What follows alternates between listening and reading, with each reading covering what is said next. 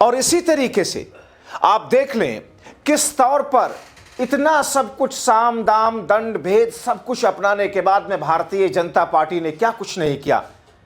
उद्धव ठाकरे की शिवसेना तोड़ी, शरद पवार की एनसीपी तोड़ी, उद्धव ठाकरे कांग्रेस की सरकार गिराई, एकनाथ शिंदे को असली शिवसेना बनवा दिया, असली शिवसेना को उनको चुनाव चिन्ह दे दिया, मुख्यमंत्री बनवा दिया, फिर चुनाव हुए और उसके बाद में किस तौर पर देवेंद्र फडणवीस जो कि डिप्टी सीएम थे उनको दोबारा से उप मुख्यमंत्री बनाया, एकनाथ शिंदे को उप मुख्यमंत्री बना दिया।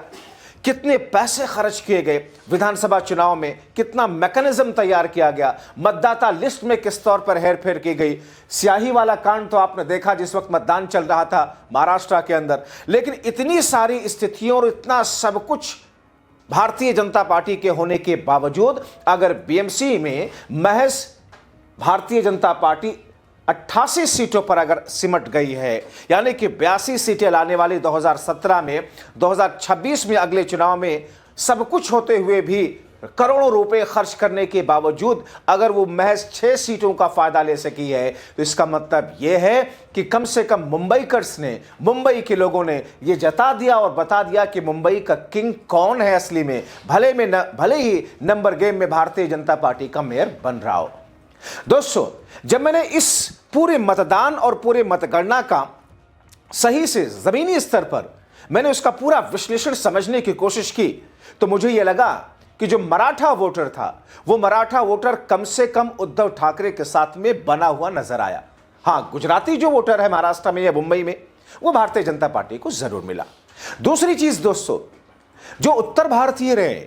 या फिर यूं कहे कि खास तौर पर जो मुस्लिम्स रहे, मुस्लिम्स जो कि बिना कांग्रेस के शिवसेना को कभी सपोर्ट नहीं करता था, वो मुस्लिम भी शिवसेना को सपोर्ट करता हुआ नजर आया। यानी कि मामू फैक्टर जो था, उस मामू फैक्टर ने मुंबई में कम से कम मुस्लिम और मराठों ने शिवसेना को मिलकर के सपोर्ट किया।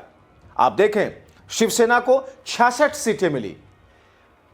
यानी कि उद्धव ठाकरे की शिवसेना को, और एकनाथ शिंदे की शिवसेना अटक गई दोस्तों 24 से 28 सीटों पर। यानी कि एकनाथ शिंदे की शिवसेना जो कि भारतीय जनता पार्टी के साथ में मिलकर के उसे लगता था कि बम बम करेगी, अब तो असली शिवसेना वही है। मगर बीएमसी में उद्धव ठाकरे ने 66 सीटें जीती हैं,